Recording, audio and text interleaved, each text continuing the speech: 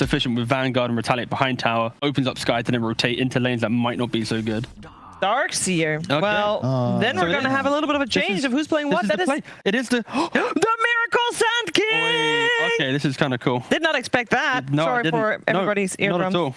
I was honestly expecting something. It had some sort of buffs on like the later talents, but nothing really that would change the early game, right? This hero didn't really get changed. It's just different the way that you can actually play around now. Like if you do get an Aghanims and the way you can actually play in a distance with your epicenter and even with your shard, I'll be honest, I've actually seen the shard being a lot more impressive than I thought it was going to be too. Okay. There's actually a lot of fun plays and fun, like crazy damage potentials you can do inside these fights. And it used to be one of the best heroes in the game versus PL for multiple different regions. Sure, Caustic doesn't apply to illusions like they did that one crazy patch, but yeah, overall throughout the game, it's an AoE control versus illusions. You've got two different forms of clear, and you've got a buffed up ET spirit behind it. It's gonna. I don't think it's gonna be too much fun to lane against in the mid lane for Nisha here. That Caustic finale. I mean, you see it. Look at the damage that's being done. Oh, it's not fun. Any melee hero in a 1v1 against a Sand King is not going to have a great time, and it is just going to be one of those matchups as well that Nisha just probably hasn't played in too much when he's playing mid Void Spirit.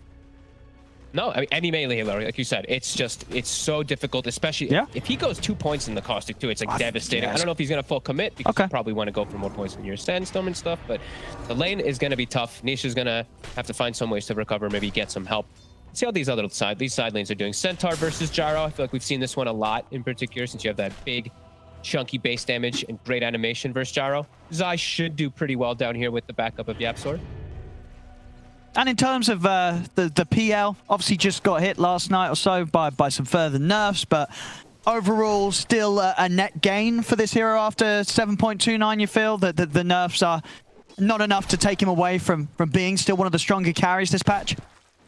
Still feels great, especially into certain matchups where they just eventually they might not be able to deal with illusions. So we're talking about how they do have some good ways of just this continuous damage, but if he gets too tanky, you know, Sand King's dead, how the hell do they clear illusions? Like, we'll get to that point later on, but yeah, this hero's still super strong. I mean, your item peak timings are just so damn good as mid. In the river, Nisha, he's got a TP. Have they got the damage? Oh, they do. He's out of lane with no TP, ladies and gentlemen. That's going to get a few tips coming into the mid here. Nice to see as well, you know, NIGMA, a team where it's not about tipping your enemies, it's about tipping your buddies, tipping your allies here. Some very nice friendly tips here from NIGMA this series that you got to take your hat off to.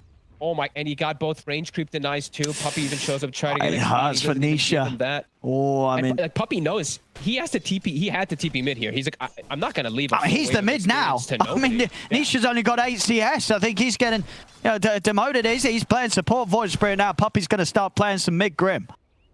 And somehow they've done a great job top, where a lot of times you see these Darkseers first 2 levels, there's like 10 denies on the safe laner. Matu has 1. My control's at 17 last hits. Puppy. Miracle.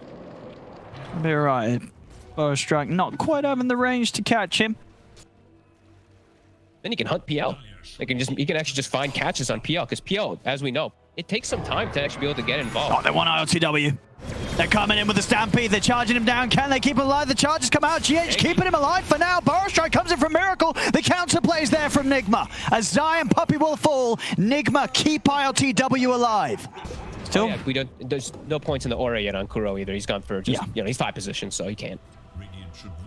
See what sort of a jump they can get. This is all under the ward, so that the blink reveal will be spotted out by Secret. Nisha actually going to get the jump on a Kuro. Kuro. I mean, he's actually having to walk away.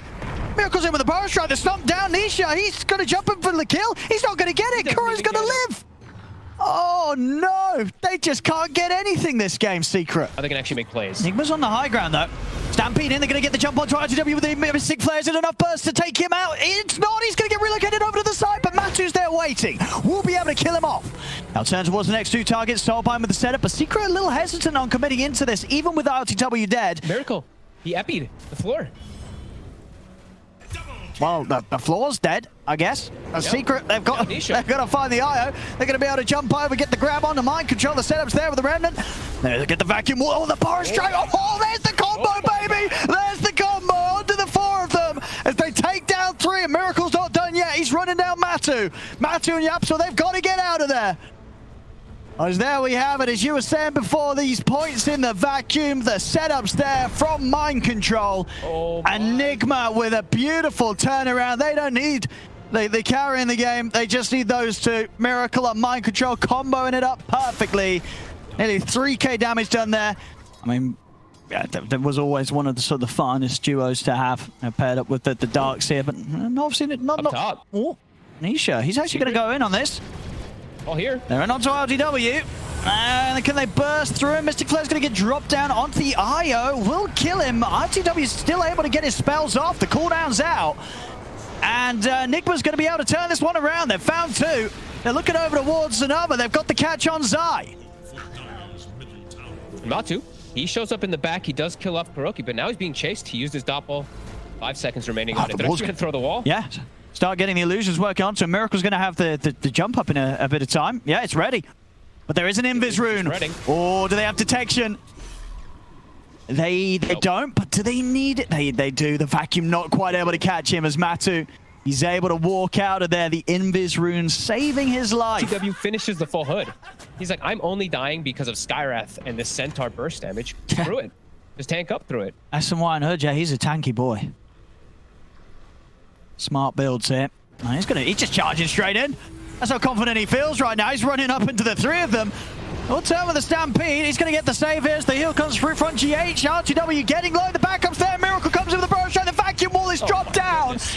As RTW finally falls, there'll be a buyback from Zai. Miracle's just running them down. Matu's got no escape. As they lose them one by one. Mind Control still alive. Zai trying to finish him off, but Miracle comes back in with the burrow strike, jumping in onto Zai. Zai will fall. Nisha with another astral step crosses across Mind Control, but it isn't enough damage. Mind Control still alive as Miracle just runs down Nisha. Burrow strike onto the Void Spirit as it's 4 dead on Secret. One more. They're not done yet. Miracle into the base. He's ready to start diving tier 4s. They've got the setup with the Yules, buying time for the burrow strike. He'll be silenced, but it doesn't matter. They just chase him down with the right clicks. The towers are hitting hard, and Miracle will die for this time. Poppy coming in as well.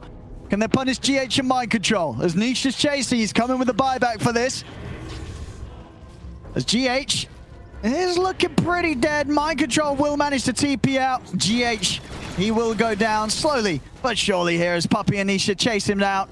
Essence Ring buys him a bit of time, but he'll still fall. Fight could have been, I mean, full-blown disaster, but it still was pretty one-sided. We'll see this dive again. I mean, as you say, what was the thoughts there? You can't underestimate how much these tier 4s do hurt.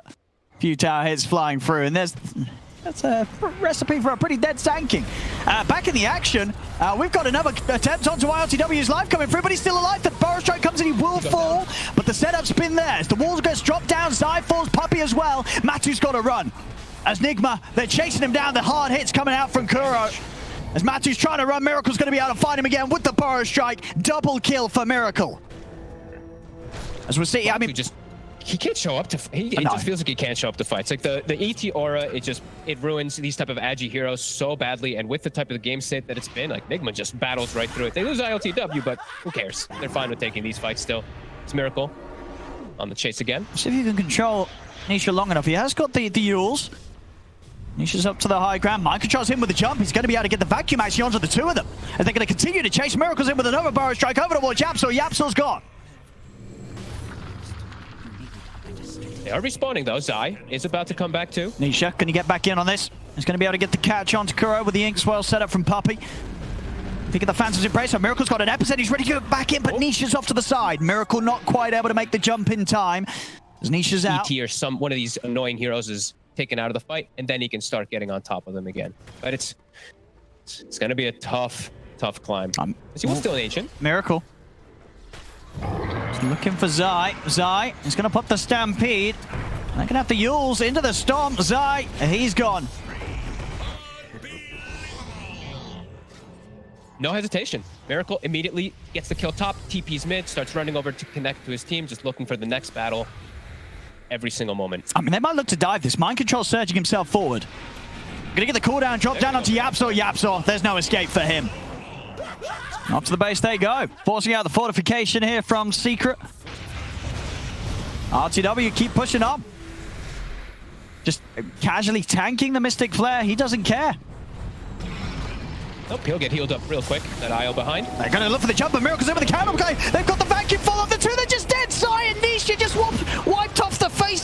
game as RTW's diving in for the cleanup. Puppy's gone as well. Matty's going to try and jump his way back to the fountain. They're going to call it. They're tapping out of this one as GG is called. NIGMA take game 2. And with that, the series, there's 2-0 against Team Secret. Team Secret that was top of the league.